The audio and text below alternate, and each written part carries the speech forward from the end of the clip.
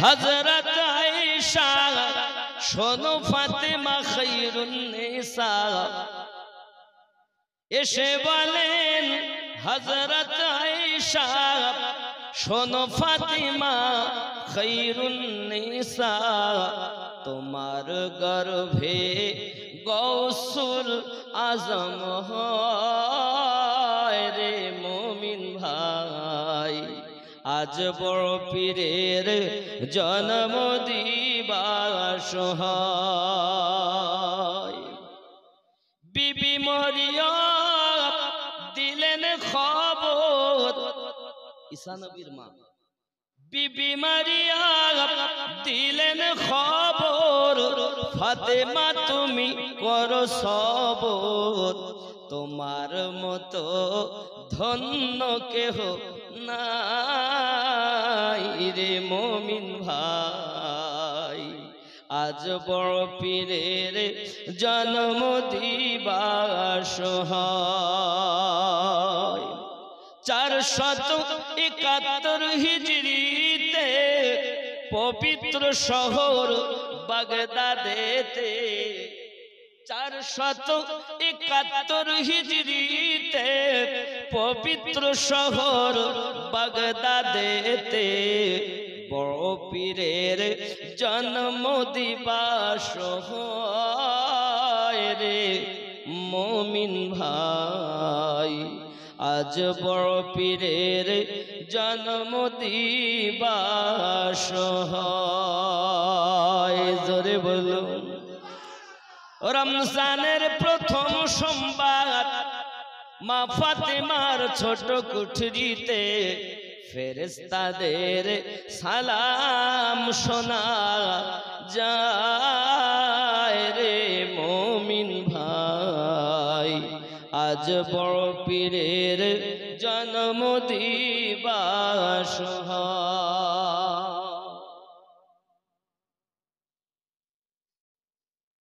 খেয়াল করেন পবিত্র রমজান মাসে গৌসে আজম দুনিয়ায় এসে পবিত্র রমজান মাসে গৌসে আজম দুনিয়ায় এসে রোজা রেখে দুনিয়াকে জানায় রে মুমিন ভাই আজ বড় পীরের জন্ম দিবস হয় আল্লাহ পাক আমাদেরকে সেই গৌস দিয়েছেন যে গৌস রাজি তো আল্লাহ রাজি আব্বাজি আমার নবুয়তে নবী হয় নবুয়তে নবী হবে আর বেলায়াতে ওলি হবে বেলায়াতে ওলি হবে এই বেলায়াতের সারতাজ দারোমাদার কে মাওলায় আলী কারামাল্লাহু ওয়াজহুল করিম জোরে বলুন না সুবহানাল্লাহ কুরআনুল মাজিদ সূরা আল মাইদা আয়াত নাম্বার 67 খেয়াল করুন বিসমিল্লাহির রহমানির রহিম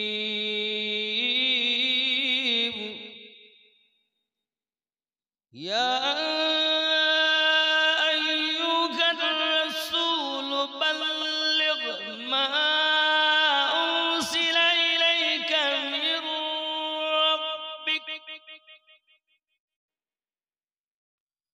وَإِن لَّمْ تَفْعَلْ فَمَا بَلَغْتَ رِسَالَتَهُ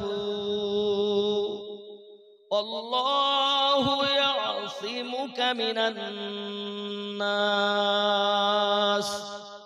إِنَّ اللَّهَ لَا يَهْدِي الْقَوْمَ الْكَافِرِينَ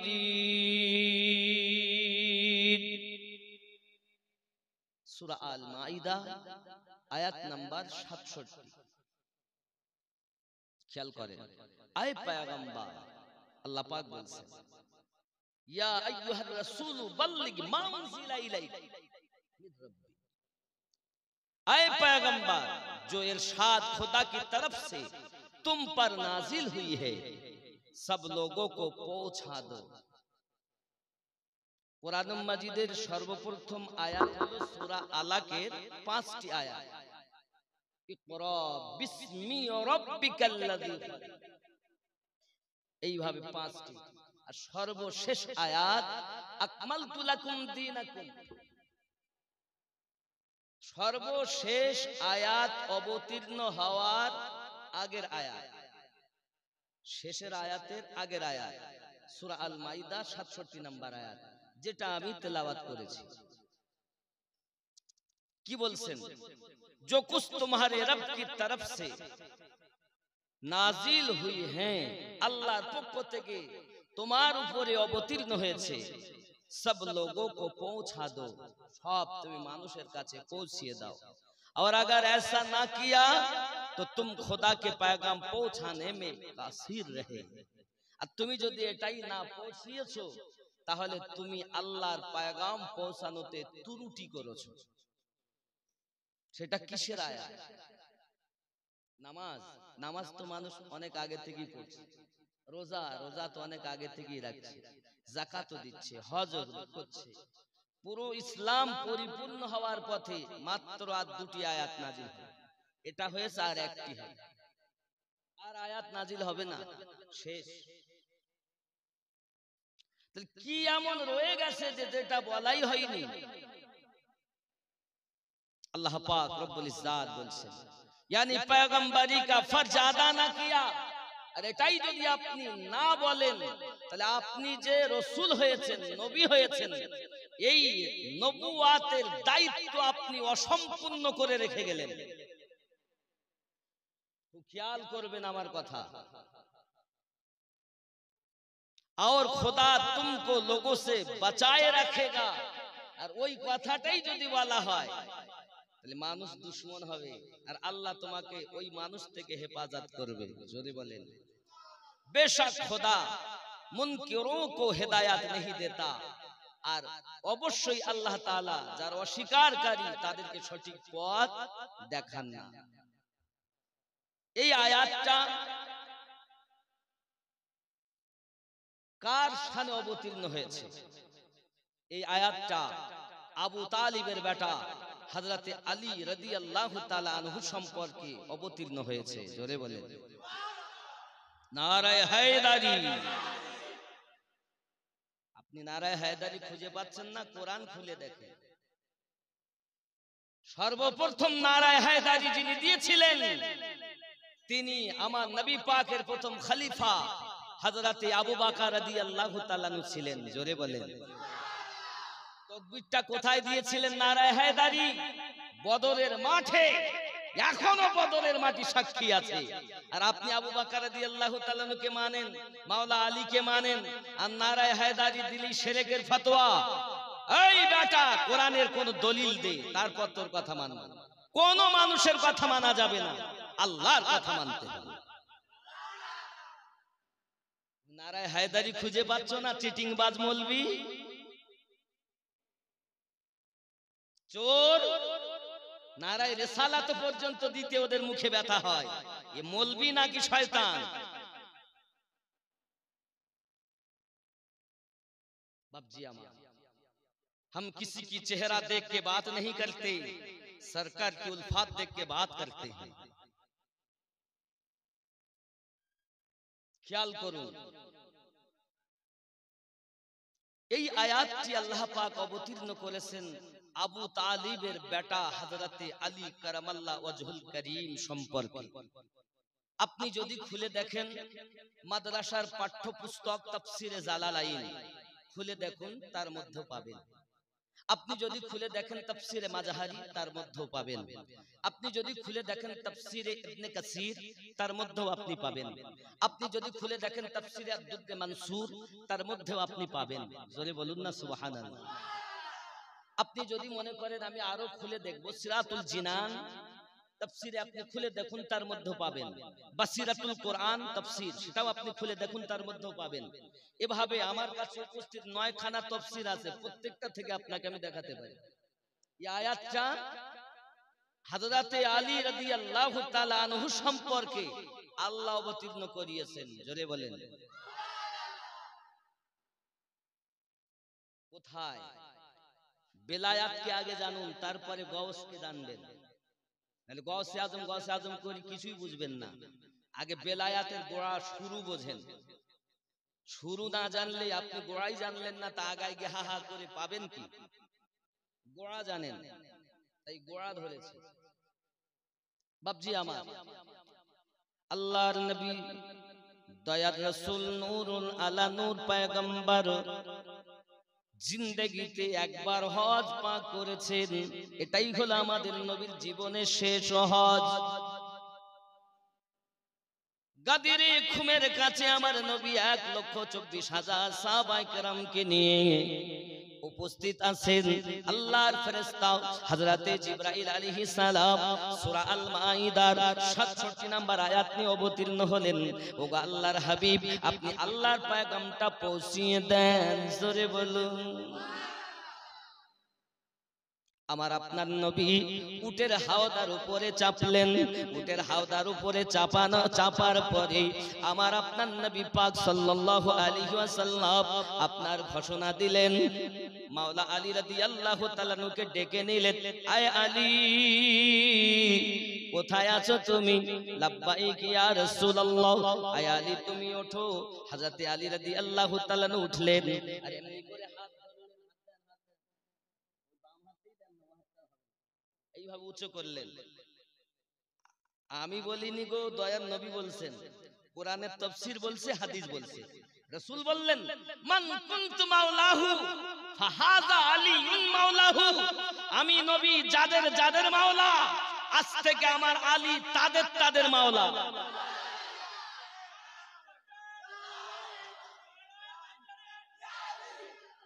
নারায়ে গস। আজকে যার শানে হচ্ছে তাকেও তো বলতে নারায়ে গস। হযরতে আলীর আওলাদ হলেন গাউসে আজম। জোরে বলেন নারায়ে খাজা, নারায়ে খাজা, নারায়ে গাউস, নারায়ে তাকবীর, নারায়ে রিসালাত, নারায়ে হায়দারি।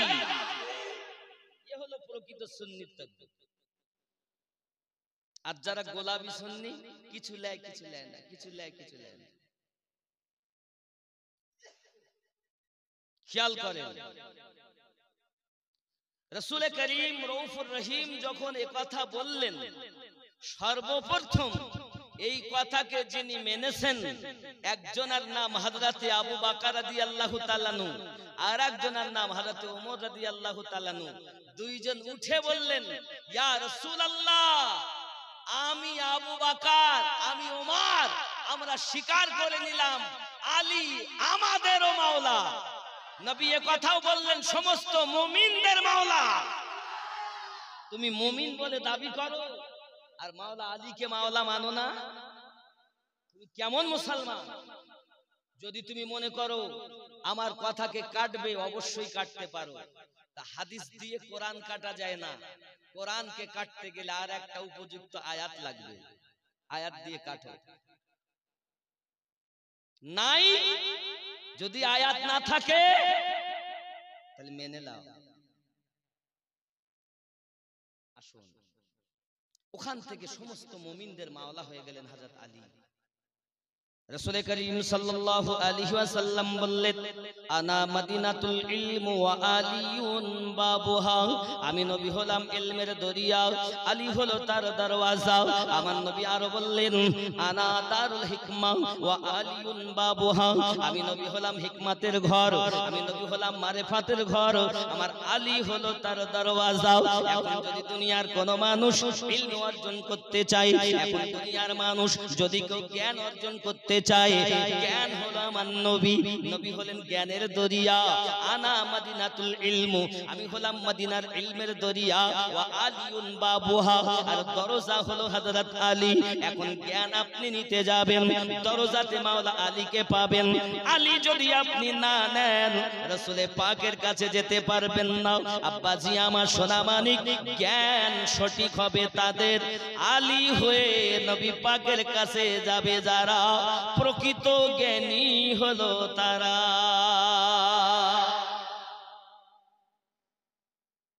যদি আপনি বলেন মারেফাত জানবো, আমার নবী বলছেন আনা দারুল হিকমা ওয়া আলিউন বাবুহা, আমি নবী হলাম হিকমাতের ঘর মানে মারেফাতের ঘর, আমার আলী হলো তার দরওয়াজা।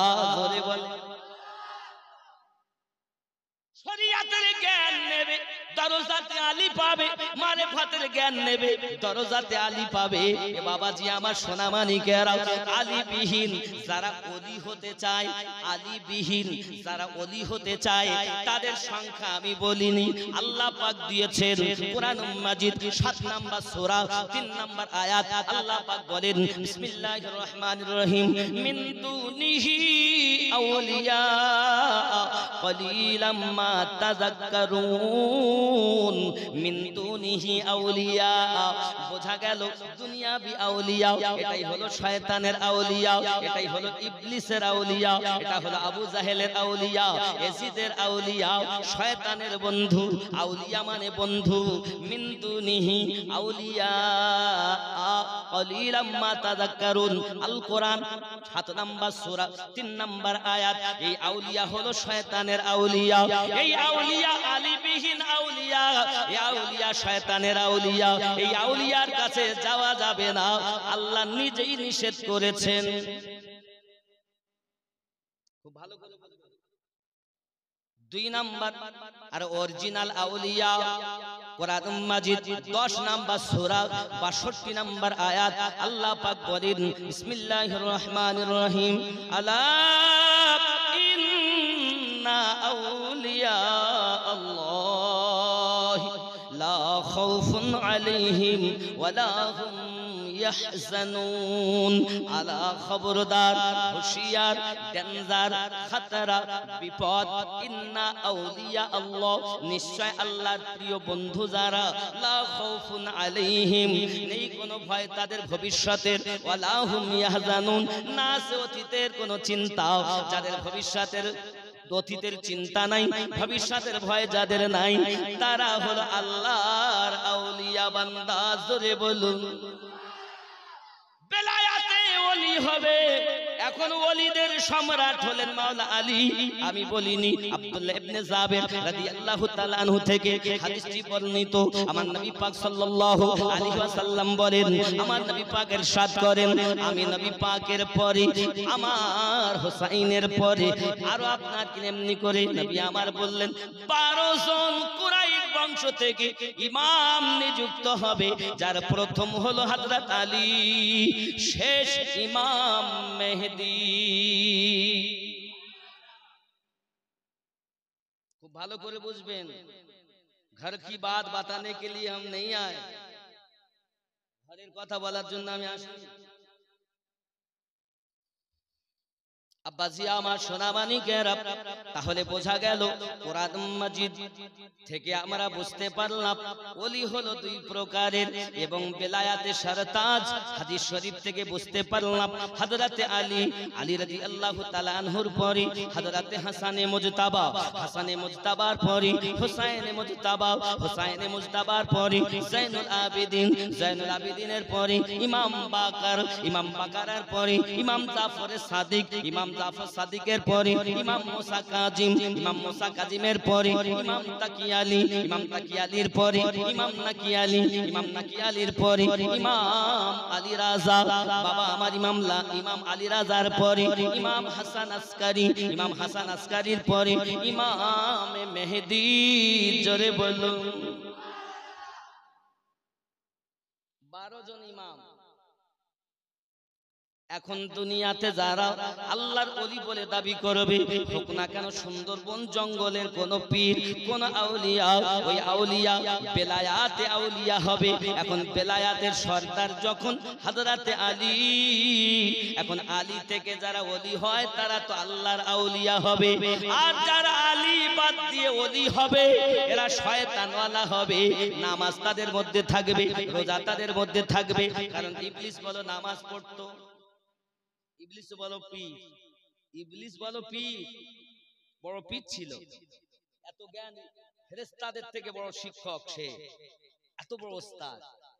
নামাজ পড়ে সব কিছু করে, কিন্তু বাবাজি আমার ইবলিস ওয়ালা আউলিয়া হলো 7 নাম্বার সূরা 3 নাম্বার আয়াতে আর 10 নাম্বার সূরা 62 নাম্বার আয়াতে আল্লাহর আউলিয়া, এই আল্লাহর আউলিয়া যারা হবে আলী ওয়ালা তারা হবে, নারায়ে হায়দারি তারা দেবে। কারণ ওলিদের শের তাজ, ওলিদের সম্রাট, ওলিদের বেলায়াতের সরদার হযরতে মাওলা আলী। জোরে বলুন সুবহানাল্লাহ। মনে করুন আপনারা দাদা হুজুর পীর কিবলা হুজুরের পীর সুফি ফাতে আলাইহি রাহমাতুল্লাহ আলাইহির নামে তাকবীর দিচ্ছেন। কথা বুঝতে পারেননি? দাদা হুজুরের নামে তাকবীর দিচ্ছেন, তা আপনার জানা দরকার দাদা হুজুরের নামে তাকবীর দিচ্ছেন তো মনে আনন্দ হচ্ছে নাকি বলেন? সুফি ফাতে আলী হুজুরের নামে তাকবীর দিচ্ছেন তো মনে ফুর্তি আসছে, আর আলীর নামে তাকবীর দিলে মুখ কালো হয়ে যাচ্ছে, বুঝতে হবে শয়তান। আমি বলিনি, নবী পাক পরিষ্কার হাদিস শরীফে বলছেন। হযরত আবু বকর রাদিয়াল্লাহু তাআলা আনহু বর্ণনা করছেন, আমরা হক আর বাতিলকে চিনতাম, আমরা সঠিক আর বেঠিক চিনতাম। যখন কেউ এসে দাঁড়িয়ে যেত আমরা আলীর নাম বেশি বেশি করে নিতাম। আলীর নাম বেশি নিলে যার মুখটা কালো হয়ে যায় বুঝতে হবে ওই হলো হারামজাদা, আর আলীর নাম নিলে যার মুখে হাসি ফোটে, যে আপনাকে না হেসে যায়, খেলে যায়, আনন্দ হয়, বুঝতে হবে ওই হলো হালাল জাদা। হারামি আলীকে মানে না আর হালালি আলীকে ছাড়ে না। এ বাবাজি আমার, এখন দুনিয়ায় কোন আউলিয়াকে চিনতে গেলে আপনাকে আলীর নাম নিতে হবে, আহলে বায়াতের নৌকাতে চাপাতে হবে। সোনা যেমন চিনতে গেলে কষ্টি পাথরে আপনার কিনা চেক করা হয় এটা অরিজিনাল সোনা না ডুপ্লিকেট সোনা। আমার নবী পাক বলেন অরিজিনাল মুমিন কিনা, অরিজিনাল মুমিন কিনা। এই মুমিন চিনতে গেলে আহলে পাকের কষ্টি পাথরে তাদেরকে মেপে দেখো, যদি আহলে পাকের কষ্টি পাথরে তারা অরিজিনাল ধরা খেয়ে যায়, মনে করবে এরাই হলো আল্লাহর ওলি। আর যদি আহলে বায়াতের কষ্টি পাথরে এরা যদি স্লিপ টানে, জেনে নেবে এরাই হলো ইবলিস ওয়ালা আউলিয়া। কথা বুঝেছেন? किसी की चेहरा देख के हम बात नहीं करते। এটাই হলো ইসলামের সঠিক পথ। রাসূল এমনি বলেন নাই ৭৩টা দল একটি দল জান্নাতেই হবে, সব জাহান্নামী হবে। তার মানে নামাজ সবাই পড়ে, আপনারাও পড়েন তো নাকি? নামাজ পড়েন না? নামাজে গিয়ে কি করেন? আত্তাহিয়াতুতে যখন বসেন আত্তাহিয়াতু পড়ে নিলেন, আত্তাহিয়াতুর মধ্যেই নবীকে সালাম দিয়েছেন, তারপরে দরুদ শরীফ যখন পড়ছেন তখন কি পড়ছেন? আল্লাহুম্মা সাল্লি আলা মুহাম্মাদিন ওয়া আলা আলি মুহাম্মাদ সাল্লাল্লাহু আলাইহি ওয়াসাল্লাম পড়ছেন না? পড়ছেন কি না? ওয়ালা আল মানে আমার নবী পাকের আওলাদ হযরতে আলী, ফাতেমা, হাসান, হুসাইন। জোরে বলেন।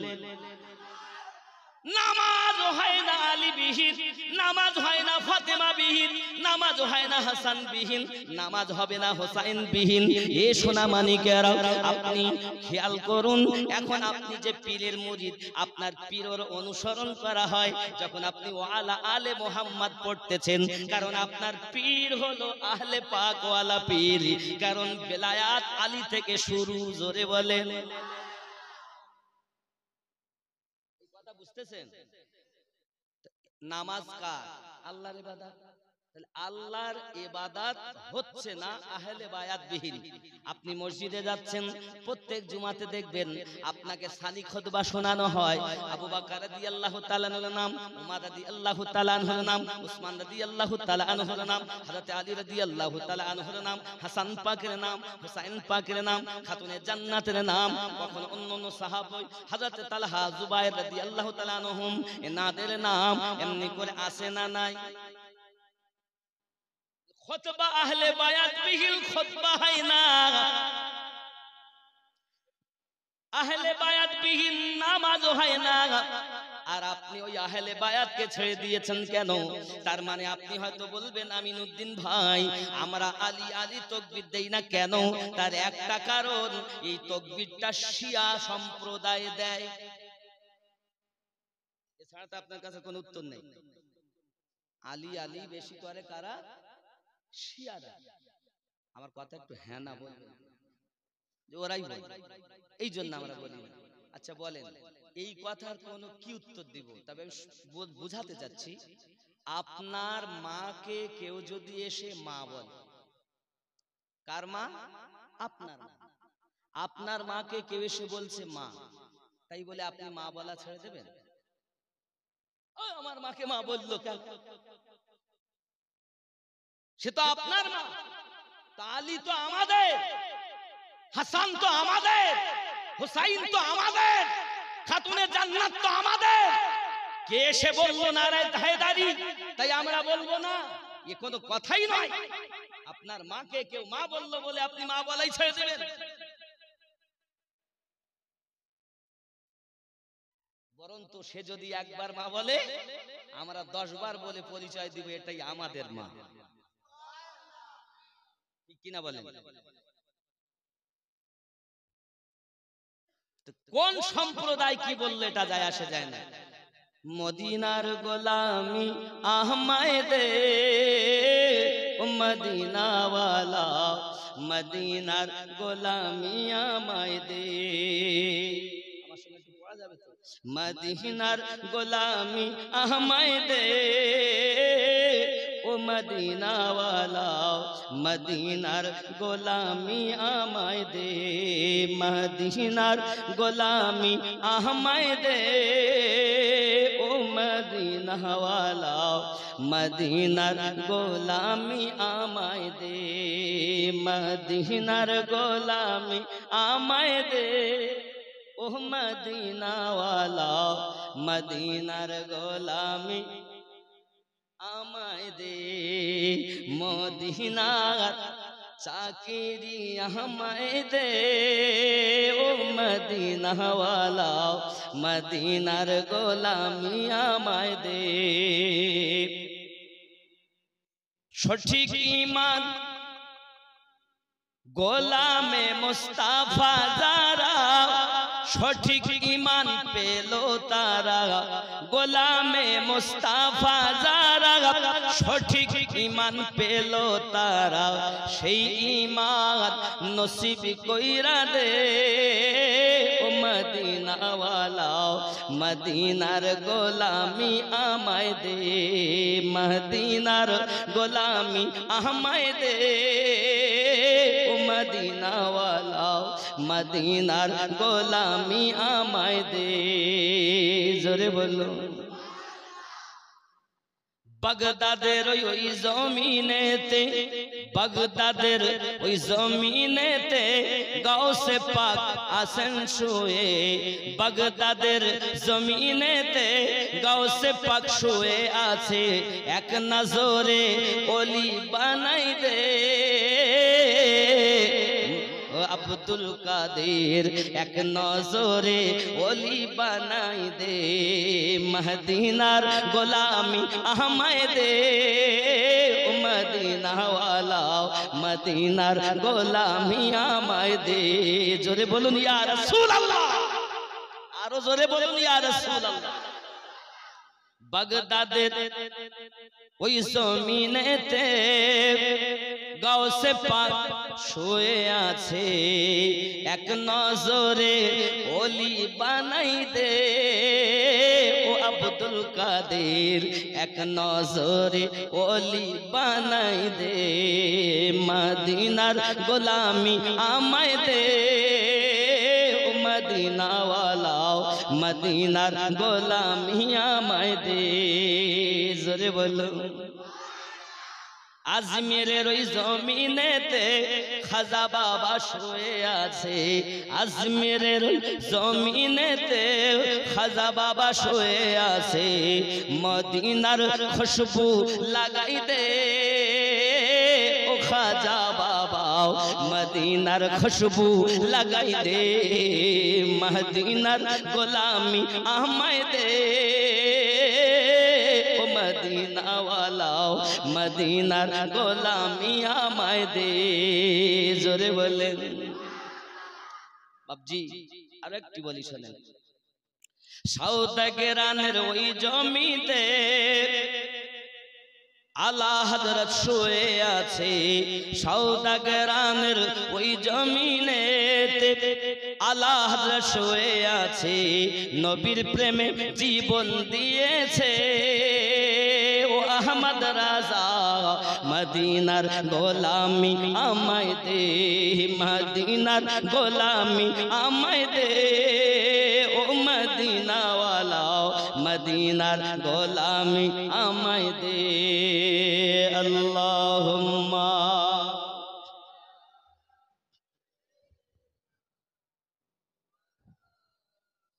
ওয়া আলা আলি সাইয়্যিদিনা। তাহলে স্পষ্ট হয়ে গেলাম আমরা বেলায়াতের সরদার হযরতে আলী। আলী থেকে ওলি হবে, দুনিয়ায় যত ওলি হবেন সব ওলি আলী থেকে হবেন, ঠিক না? তাহলে আলীর নাম শুনলে ওলি যারা ভালোবাসেন তাদের মুখে আনন্দ হবে না দুঃখ হবে?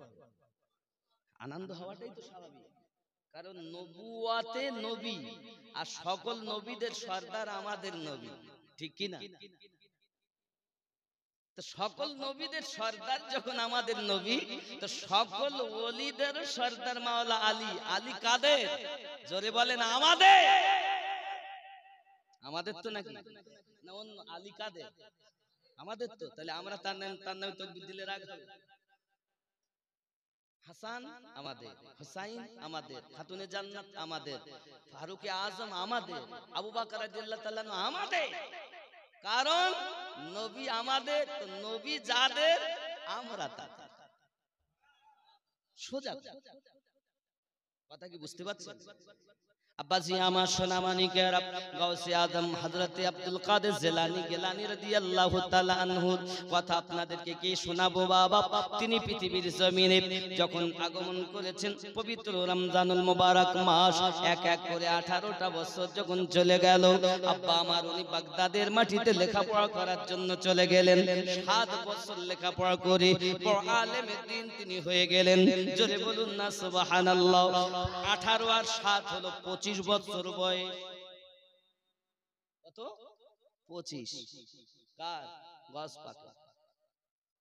আব্বাজি আমার সোনা মানিকেরা, গাউসে পাকের বড় কারামাত, গাউসে পাকের 49 জন সন্তান, 27টা পুত্র, বাকি সব কন্যা। কটা সন্তান বললাম? 49টা সন্তান, 27 জন পুত্র, বাকি সব কন্যা। বড় ছেলের নাম হযরতে সাইফুদ্দিন। জোরে বলুন সুবহানাল্লাহ। সাইফুদ্দিন বড় লেখাপড়া শিখে বড় আলেম হয়েছেন। আলেম হওয়ার পরে আপনার কিনা একদিন বলতেছেন, আব্বা ওয়াজ নসিহত করতে যাচ্ছে, আমিও যাব। আব্দুল কাদের জিলানী গিলানী মেহবুবে সুবহানী রাদিয়াল্লাহু তাআলা ওয়াজ করতে যান। বাপেরও মনে ইচ্ছা, ছেলে আমার কেমন লেখাপড়া করেছে এটা একটু জানার দরকার। আব্বা গিয়ে আরাম করতেছেন, আর বেটা জলসা করতে উঠে গেছে, নাম হলো সাইফুদ্দিন। জোরে বলুন সুবহানাল্লাহ। আব্বাজি আমার সাইফুদ্দিন ওয়াহাব, ওনার নাম হলো সাইফুদ্দিন ওয়াহাব। এমন সময়তে উনি আপনার ওয়াজ করতে লেগেছেন, কোরআন হাদিস থেকে খুব চুনে চুনে ওয়াজ করতেছেন। দীর্ঘক্ষণ ওয়াজ করছেন, ওয়াজ শুনলেন সবাই, আসর হয় না, তাসির হয় না। তাসির যখন না হয়, অনেকক্ষণ পর উনি বার হয়ে এলেন। আসার পরে স্টেজে উঠেছেন। স্টেজে ওঠার পরে উনি আপনার কিনা সালাম দিয়ে ওয়াজ শুরু করেছেন। কিচ্ছু নয়, একটি কথা, বাবারা তোমার পিরাম্মা রোজা রেখেছিল। গাউসে পাকের ওয়াজ, তোমার পিরাম্মা রোজা ছিল, একটা মাচা ছিল, মানে এরকম ঝুলিয়ে রাখে দরজায় ঘরের ভিতরে, ওটাকে কি বলেন আপনারা? যেমন মাটির পাত্রে জিনিস দিয়ে ছিকে বলে অনেকে, ছিকে। আপনারা কি বলেন?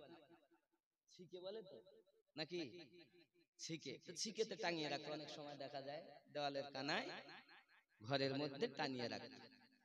বাবা ওই ছিকে মাটির পাত্র কিছু ডিম রাখা ছিল, তো বিড়াল এসেছে আর বিড়ালে ফেলে দিয়েছে, সব মাটিতে ভেঙে মাটিতে মিশে গেছে। এ কথা যেই বলেছেন আর মেহফিলের মধ্যে কান্না রোল, লোক কেঁদে জারে জার হয়ে যাচ্ছে, মাটিতে পড়ে সব গড়াগড়ি খাচ্ছে এই কথা শুনে। ছেলে সাইফুদ্দিন বলছে কি ওয়াজ করলো আর কি হইলো কিছুই তো বুঝতে পারলাম না। কথা বুঝতে পেরেছেন? আব্বাজি আমার এখন বেটা জিজ্ঞাসা করছে আব্বা কি হয়েছে, কিছু তো বললেন না, না কোরআনের কথা না হাদিসের কথা। বাবারে তুমি বুঝতে পারোনি, গাউসে আজম বলছে বাবারে তুমি যে ওয়াজ করেছো কোরআন হাদিস থেকে, ও বাবা তুমি কোরআন হাদিস থেকে ওয়াজ করেছো। বাবা একটা উদাহরণ দেই, ডাক্তারের কাছে গেছে, আগে তো ডাক্তার দাগ টানা ওষুধ দিত, বোতলের গায়ে কাঁচের বোতলে দাগ টেনে দিত, 1 দাগ 2 দাগ খাবে, 3 দাগ এইভাবে দাগ দিয়ে দিত, নাকি বলেন? দাগ টানা ওষুধ দিত না? এখন কিন্তু দাগ টানা চলে গেছে, ট্যাবলেট বেশিরভাগ উন্নত। তা আগে দাগ টানা 1 দাগ খাবে, ডাক্তার বলেছে চুন দিয়ে দাগ টেনে দিয়েছে কাঁচের বোতলে, 1 দাগ 2 দাগ খাবে, এইভাবে দাগ 3 দাগ হয়ে গেলে এটা শেষ, আবার খাবে। ওষুধ খেয়েছে, 1 সপ্তাহ পার হয়ে গেছে, রোগ সারে কি আর বেড়ে গেছে। 1 সপ্তাহ পর আবার ডাক্তারের কাছে এসেছে, ডাক্তার বাবু কি হয়েছে, আমার রোগ তো মোটে সারল না। রোগ সারেনি, খেয়েছো? হ্যাঁ দাগ সব খেয়ে নিয়েছি। কই দেখি বোতল, তা বোতল দেখতেছে বোতলে দাগ তো নাই কিন্তু ওষুধ ভর্তি, বোতলে ভিতরে সব ওষুধ আছে, দাগ গুলো আর নাই। ও মনে করে দাগই খাইনি, ও দাগ গুলো খেয়েছে। তুই করলে ডাকি দাগ খেয়ে। গাউসে আজম বলছিল বাবা তুমি ওয়াজ করতেছো কোরআন আর হাদিস দেখে উপর দেখে দেখে ওয়াজ করতেছো, আর আমি গাউসে আজম কথা বলি আল্লাহ ও নবীকে সামনে রেখে ওয়াজ করি, বক্তব্য দেই। এই জন্য আমার তুমি বোতলের ভিতরে ঢোকনি, উপরে দেখে কথা বলতেছো, আর আমি গাউসে আজম ভিতর দেখে কথা বলতেছি। আব্বা কিছুই তো বললাম না, আমি তো বুঝতে পারিনি, আর এরা যে কান্না করছে এরা যে কি বুঝেছে, তাই শোনো ওদের কাছে। এখন গাউসে পাকের ছেলে জিজ্ঞাসা করছে যে বাবারা আপনারা এত কেঁদে জারে জার হয়ে যাচ্ছেন, কি বুঝেছেন একটু বলেন, আমি একটু বুঝি। তারা বলছে আমরা যা বুঝেছি আপনি তা বুঝবেন না। গাউসে পাক বলছেন বাবা গো তুমি উপর দিকে ওয়াজ করো বলে তোমার কথায় আসর হয় না, আর আমি ভিতর দিকে ওয়াজ করি বলে আমার কথায় মানুষের আসর হয়, দুনিয়া বদলে যায়। এই জন্য তোমার আর আমার আসমান জমিন পার্থক্য আছে। বাবারে তুমি যখন আমার মতো হবে তখন বুঝবে বিষয়টা কি হয়েছে। লোককে জিজ্ঞাসা করে আপনারা কি বুঝেছেন এই ওয়াজের মধ্যে? হাড়িতে ডিম রাখা ছিল, বিড়াল এসে ফেলে দিয়ে মাটিতে মিশে গিয়েছে, এতে কি বুঝেছে? সবাই তখন বলছে বাবা আমরা এটাই বুঝেছি, ডিম মাটিতে পড়ে যাওয়া মানে আমাদের হুজুর আর বেশি দিন বাঁচবে না, মাটিতে শুয়ে যাবে, আমাদের থেকে হারিয়ে যাবে।